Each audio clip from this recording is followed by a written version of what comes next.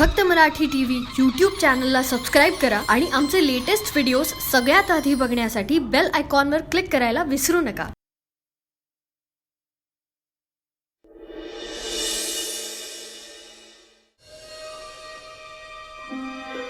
मला तर काही सुचत नाही. रागाच्या भरात आपण शैलेंद्रला सगळं खरं सांगून बसलो. आता या घरात आपल्या बाजूने ना शैलेंद्र म्हणाली आहेत ना आपला मुलगा. मला तर कधी कधी वाटतं त्या मुलीचा जाऊन एक मिनिट रागराग करून ना काहीही होणार नाहीये. तुरुंगात राहून मी एक गोष्ट नक्कीच शिकलोय. आपल्याला जे करायचं ना तेच करायचं, फक्त याचा वापर. या नात्यांच्या भांडणामध्ये बळाचा नाही, बुद्धीचाच वापर करायला लागतो. माझ्याकडे इतके पेशन्स उरले नाहीयेत आता.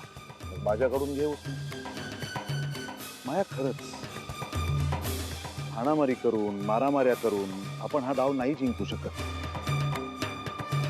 म्हणूनच तुला सांगितल्याप्रमाणे या घरात राहा. घरातल्या सगळ्या घटनांवरती लक्ष ठेव, बारकाई नाही. कारण ही मुलगी जर का ह्याच घरात राहिली ना, नुकसान आपलंच होणार आहे.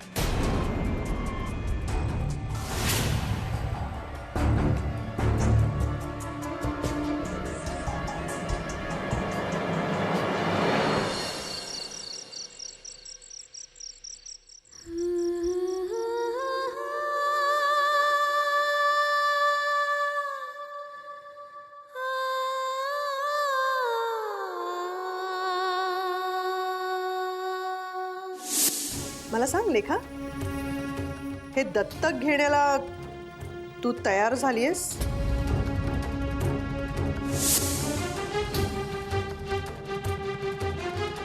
निर्णय घेण्याआधी ना थोडा विचार कर. काय आहे, शैलेंद्र आणि मनाली काही तुझे सख्खे आई वडील नाहीयेत. उद्या जर काही झालं आणि त्यांनी तुला वाऱ्यावर सोडून दिलं तर?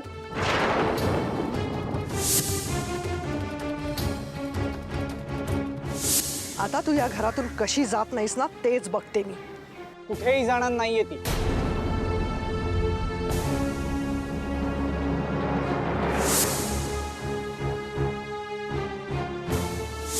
वेळ लागलाय का सनी? या भिकारण्या मुलीसाठी तू आमच्या विरोधात उभा राहतोयस? हो,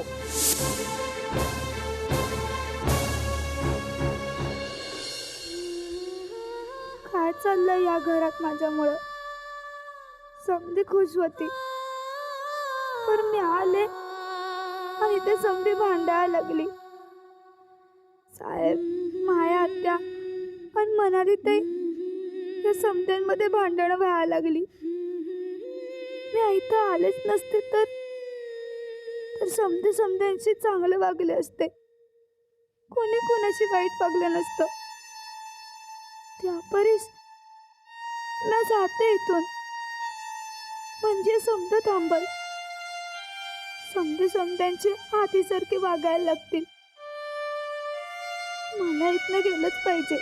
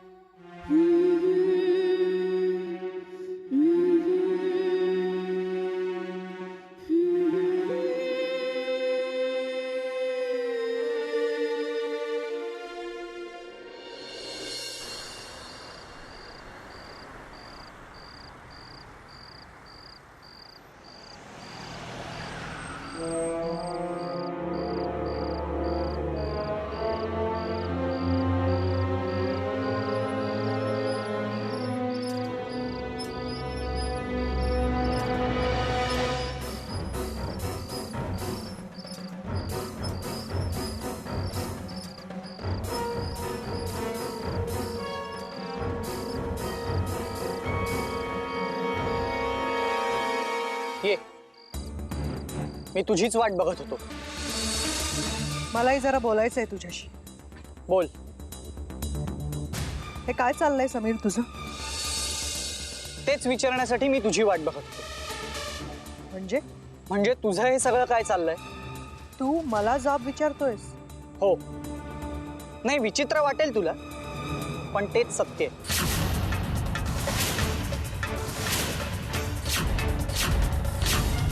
ज्या माणसासारखा मी होऊ नये म्हणून तू लहानपणापासून प्रयत्न करत होतीस आणि आज तू त्याच माणसाची साथ देतेस. समीर ओरडू नकोस. तू ओरडल्याने ना सत्य बदलणार आहे ना प्रश्न.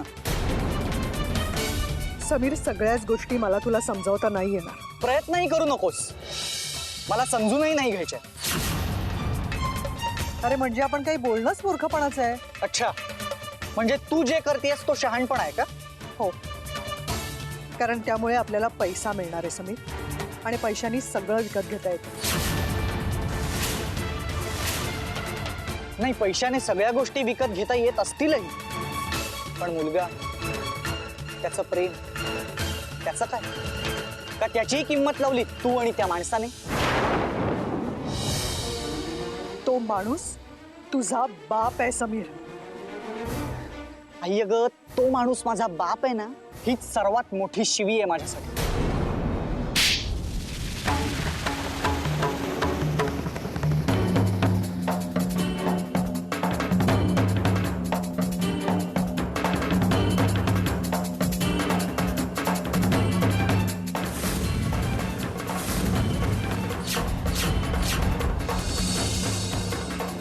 आई, तू मला मार, मारून टाक,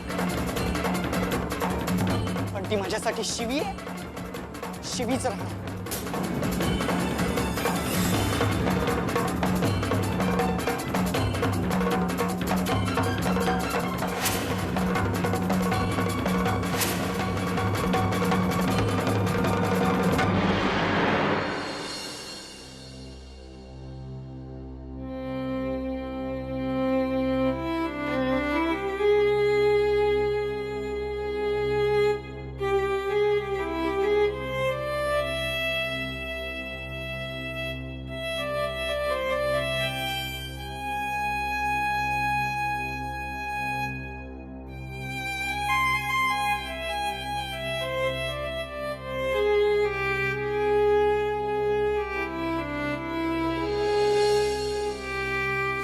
तो वाकडे येईल आणि इथून तिला घेऊन जाईल याचाच विचार करत असते सारखी ती. आणि या सगळ्या विचार करण्याचा तिच्या मनावर जर परिणाम झाला ना तर, आणि म्हणूनच हा निर्णय घेतलाय की लेखाला दत्तक घ्यायचं. ऑफिशियली जेव्हा व्हायचं तेव्हा होऊ दे, पण मी आत्तापासूनच हिला माझी मुलगी मानतोय.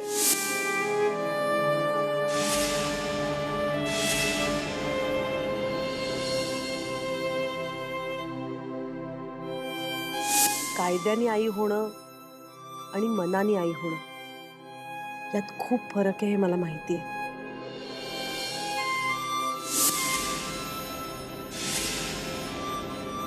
लेखा, मला माहिती आहे तुला मला आई म्हणायला अजून थोडा वेळ लागेल, आणि तो वेळ मी तुला देणार आहे. कारण मी कितीही प्रयत्न केला ना तुझी आई होण्याचा, तरी नाही होऊ शकणार.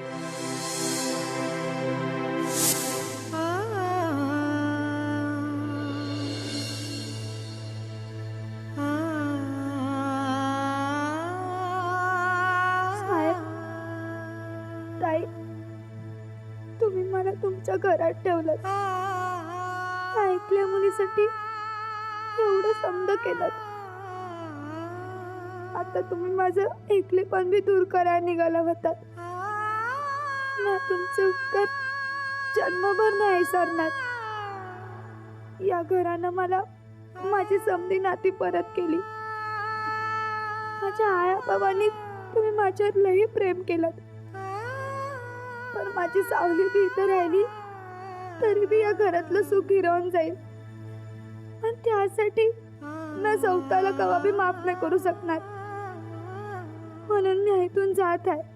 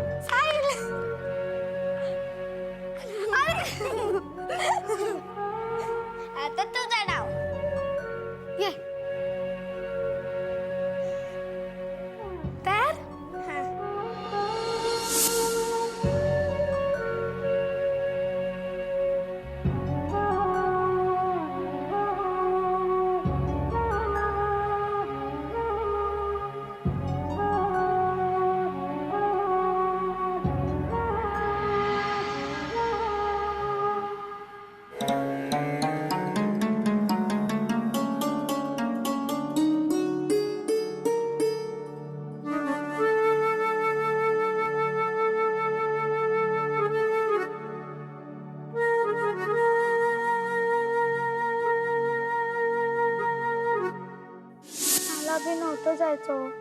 मी बाईसाहेबांना जर सांगितलं बी तर त्यांचं बी बरोबरच आहे.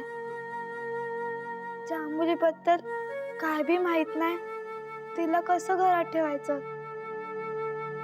आणि आता घरात चोऱ्या मारा पण व्हायला लागलं तर काय करणार, हो की नाही? तुम्ही कशा पायी वाईट वाटून घेताय? जर अशी अनोळखी मुलगी घरात फिरली तर तिचा काय भरवसा देणार?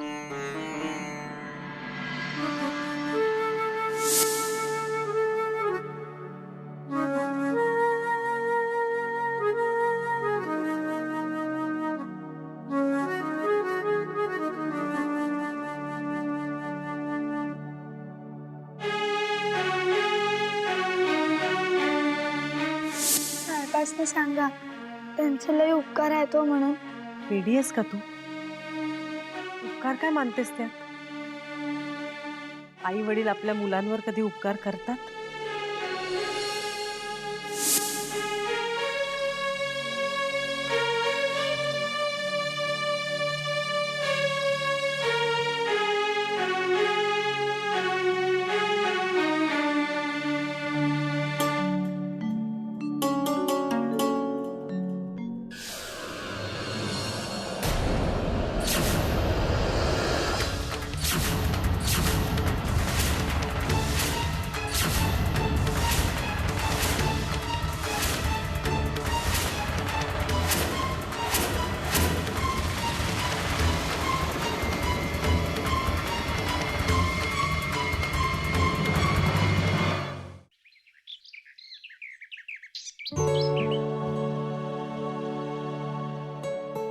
लेखा, उठ बाळा.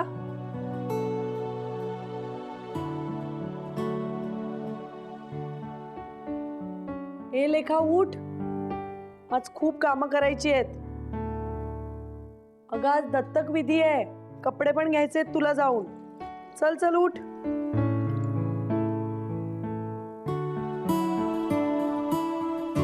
अजून कशी नाही उठली आई? लेखा, लेखा बाळा उठ.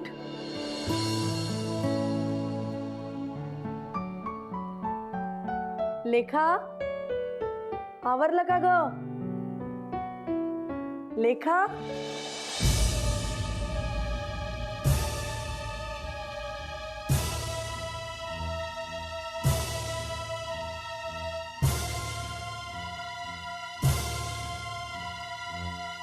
कुठे गेली ही मुलगी सकाळ सकाळ? इथेही नाहीये. लेखा, लेखा, लेखा.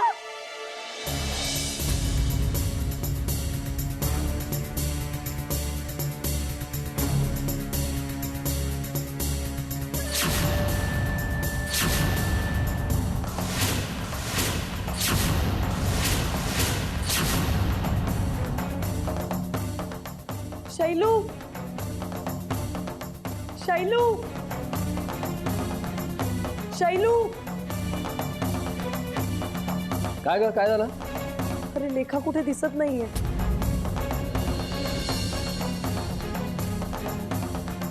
इथेच दिसत नाही. असेल ना इथेच कुठेतरी. हो सगळीकडे पाहिलं, तिच्या खोलीत, आपल्या खोल्यांमध्ये कुठेही नाहीये ती. बाहेर बघितलंस का? सकाळ सकाळ कुठे बाहेर जाणार आहे ती? हा दरवाजा उघडा आहे, याचा अर्थ एवढाच की तुमची ती मानलेली मुलगी घरातून पळून गेली आहे.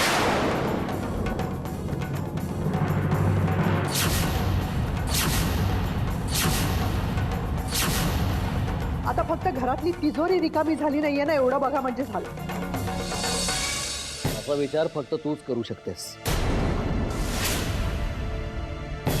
लेखा अशी नाहीये हे आधीच सिद्ध झालंय. आता आपण लेखाला शोधूया का? आज दत्तक विधीचा कार्यक्रम आहे आणि तो मला सागर संगीत पार पाडायचा आहे. आजच्या दिवशी लेखाला काही झालं तर? मग तू काळजी करू नकोस, ती असेल इथेच कुठेतरी. तू परत एकदा बाहेर बघून मी बघतो.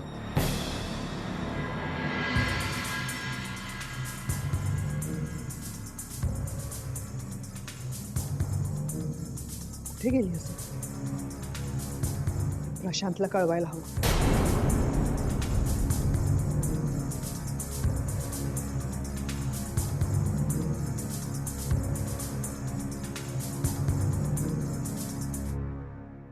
हॅलो प्रशांत, हा बोल. इथे एक मोठा गोंधळ होऊन बसलाय. हो, भागवतांच्या घरात जर गोंधळ नाही झाला तर काय मजा. म्हणून तर तुला तिथे ठेवलंय. हो, तुम्ही मस्करी काय करताय? ती लेखा गायब झालीये रात्रीपासून. कुठेही पत्ता नाहीये तिचा. सगळे शोधतायत. काय सांगतेस काय? मला तर वाटतं ना, ती लेखा आपल्याला त्रास द्यायला जन्माला आली आहे. या घरात आली तेव्हा प्रॉब्लेम्स घेऊन आली आणि आता गेली तरीही प्रॉब्लेम्स करून ठेवले तिने. त्या वाकड्याला काय उत्तर द्यायचं आता आपण?